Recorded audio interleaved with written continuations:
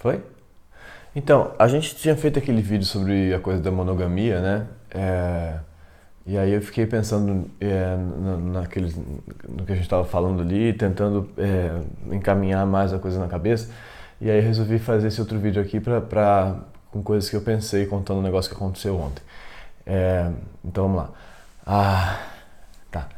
A Flor viajou, né? Essa semana. É uma coisa muito frequente na nossa relação, tal. Ela viaja, fica em casa. Normal. Em geral acontece assim. Às vezes eu viajo também, mas em geral ela que viaja. E aí, você não sabia que eu ia falar sobre isso, né? Tá. E aí, no último dia, ela fez uma coisa que ela faz muito também, que é desaparecer, assim. Ela desaparece, e aí o celular para de funcionar e tal, bateria acaba, teoricamente, e tudo isso meio que vira uma espécie de bruma, assim, onde ela foi parar. E isso acontece desde o começo da nossa relação, e eu fico sempre muito chateado com isso, porque fico inseguro, né? E aí, fiquei pensando, aí fiquei em casa, né, com raiva, sozinho, ela não me atendendo, sei lá, por 12 horas, assim, talvez menos que 12 horas, 10 horas, você pensar 10 horas da vida, e aí, olha o que eu tô falando aqui, mas não é, a questão é a seguinte, e aí fiquei pensando, tentando articular as diferenças dos conceitos de fidelidade e lealdade, e confiança, sei lá.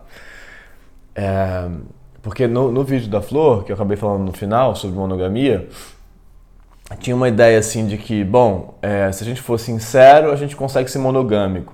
E aí eu fico me perguntando por que a gente tem que ser monogâmico. E eu super tenho que ser, eu fico muito ameaçado com outra hipótese. Mas por que né? Primeiro, pensar que a gente não tem nenhum controle sobre o outro nunca. Então o outro está sempre liberado para fazer o que quiser fazer. Por mais que você assine um contrato, uma coisa e tal, não tem como ter essa certeza de que aquele negócio vai se manter. Não tem, não existe, né? Então a pessoa sai de casa, ela pode ir trepar com a outra pessoa na esquina ali. Isso acontece, né? A gente sabe que acontece, a gente conhece histórias, a gente tal. Conhece histórias, já ouvi histórias. Então não adianta nada. Então não é uma questão contratual que vai resolver isso. Mas por que essa ideia do outro com o encontro com o outro, com o terceiro, é tão assustadora? Esse que era o meu ponto, que eu fiquei pensando. Mas por que dá tanto medo essa ideia do nosso outro sujeito respectivo estar com uma outra pessoa? E aí, por que a gente tem que manter esse contrato de monogamia tão forte, né? Pra sustentar a gente. E aí esse dia que a Flor sumiu, agora na sexta, eu fiquei pensando sobre isso. Falei, bom, e se agora ela estiver num hotel com 7 pessoas, 4 caras, 3 mulheres, ou 4 mulheres e 3 caras, fazendo uma grande orgia, o que vai acontecer comigo, né? O que vai acontecer com a minha pessoa, com a minha subjetividade? Eu vou derreter, eu vou desaparecer, ela vai voltar para casa, eu vou trancar ela do lado de fora, falar, você não entra mais aqui, não quero mais saber de você aqui. Por que isso, né? E talvez eu fizesse isso realmente, talvez se ela chegasse, eu descobrisse por alguma rede social, alguma coisa, que ela estava nessa orgia, eu ia falar, você não entra mais aqui, você não habita mais essa casa, e eu como dono da casa, dono enfim, do espaço aqui agora, não deixo mais você entrar. Fiquei pensando isso. E aí, fiquei pensando como isso era meio tosco, né? E pensando que, por exemplo, ela poderia sair do negócio onde ela estava, jantando com pessoas, e me ligar e falar, amor, tô indo dormir aqui, tô indo dormir. E ir pro hotel fazer uma orgia com outras 7 pessoas. E não teria problema nenhum, quer dizer, eu iria estar tranquilo, entendeu? Eu ia dormir tranquilo, claro que não, ia dar uma ligada para testar depois e tal. Mas o que é essa ameaça? Esse que é meu ponto, entendeu? O que é tão ameaçador, tô falando isso 10 vezes, do outro poder... Por que eu não posso falar, você foi pro orgia, amor, caralho, que bacana, e como é que foi? Mas você chupou pessoas, as pessoas te chuparam, como é que aconteceu? Conta aí e tal. Tipo, a pessoa falar que fez um trabalho bacana, entendeu? Fiz um trabalho lá, foi super legal, encontrei pessoas. Por que o negócio do sexo é tão assustador? Esse aqui é meu ponto, entendeu? E a gente consegue topar, não, eu flerto com pessoas, mas beijar eu não beijo. Tá. Ou então, um casal um pouco mais moderno, eu beijo pessoas, mas transar eu não transo. É tudo uma questão de grau, esse aqui é meu ponto. Não é uma questão de natureza, não é o desejo que você está controlando, não é o desejo do outro por um terceiro. Até que ponto você pode ir. Entende? Não há diferença de natureza entre uma coisa e outra, eu acho. Natureza no sentido de, em si, diferente. Desejar uma pessoa e tocar uma pessoa? Então eu toquei a pele. Não, ele não pode. Tocar a pele não pode. Abracei a pessoa. Não pode. Não, abraçar pode. Não, abraçar pode. Aí não, aí você fala, não, eu só abracei, nunca beijei ele. Não, eu beijei um canto de boca, só meio beijo, assim, não foi um beijo de verdade. Ou foi só um selinho que a gente deu, não foi um beijo de língua. É só uma gradação de coisas, é isso que eu quero dizer.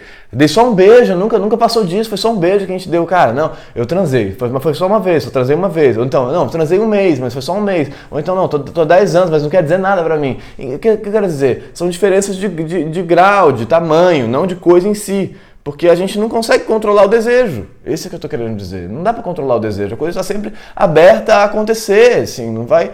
Então, como é que a gente consegue lidar com isso? E eu também não consigo lidar com isso. Estou falando aqui para dividir com as pessoas, né? Eu não consigo lidar com isso também. Mas aí fiquei em casa pensando, e se ela não voltar... Quer dizer, e se ela voltar depois da orgia, como é que vai ser? E aí pensei...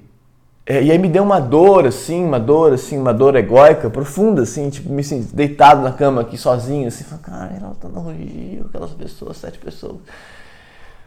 E aquilo me fez um mal. E aí eu me lembrei de um mal que fazia quando eu achava que a minha mãe gostava mais do meu irmão do que de mim. Eu tive a mesma sensação, sabe? E aí falei, será que tem a... Óbvio que eu tô falando tudo isso pra chegar aí, né? Mas será que tem a ver? E aí eu acho que tem a ver, porque estar com uma outra pessoa exclusiva para você, né, é a ilusão de que você também é exclusivo no sentido de especial, diferenciado, incrível, único.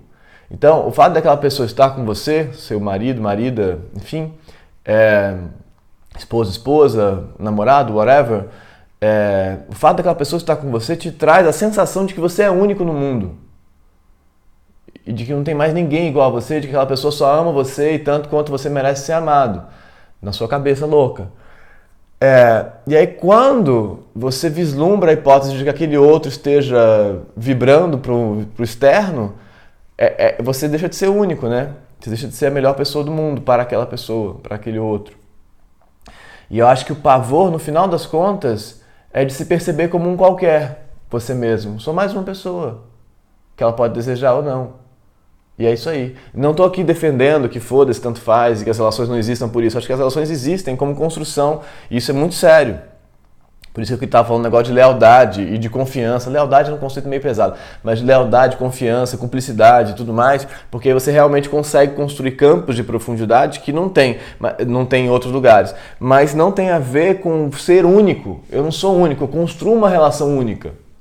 Eu construo uma relação unicamente potente e rica e complexa e tal. Mas eu não sou único. Então é isso, minha mãe pode gostar mais do meu irmão do que de mim, hoje, só hoje, né? Enfim, não interessa. Mas eu acho que tem a quebra desse, quando a gente vislumbra a hipótese do outro desejar um terceiro, tem a quebra dessa ideia de que você é muito especial, entendeu? E é isso que é tão ameaçador. Porque a gente precisa desse delírio de que a gente é melhor, né? De que a gente é único. E a gente é único na vida, em qualquer um é único. Qualquer sujeito, qualquer dos 7 bilhões é único. Então, talvez a gente tivesse que conseguir elaborar essa nossa... Tipo, a gente é mais uma pessoa, só mais uma pessoa. E tudo bem. Mas isso não é fácil de elaborar, né? Não é falar, não, então eu acordei aqui, sou mais um. Não dá, porque você sente como você sente, né? Então você não consegue simplesmente... aliás, isso é uma coisa muito boa para pensar, eu acho, na vida, que é a diferença entre entender um conceito e conseguir assimilar e operar esse conceito na vida. Então, isso, né? Então, eu sou mais uma pessoa, e tudo bem, como tantas. Agora, aceitar, assimilar e operar isso e viver assim, o que te faria também respeitar os outros, né? Tanto quanto você se respeita, é muito difícil fazer. Então, essa operação de mudança, que é do entendimento para a prática da vida, é muito difícil de fazer, em todos os campos, eu acho, em todas as coisas. Eu acho que talvez aí esteja o lance. Como é que a gente consegue entender e tentar ir para o mundo com o que a gente entendeu? Mas, então, o que eu queria dizer é isso, que talvez seja o caso de começar a entender que a gente não é único e que o que a gente pode fazer é construir uma relação que é única e que mantenha qualquer índice de ameaça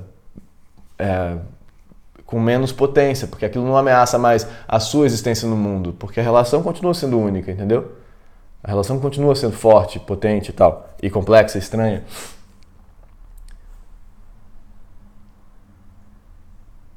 Será que fez sentido? Fez sentido, eu acho. Fez sentido. Eu tentei. Falem o que vocês acham, tá? Se inscreve no canal.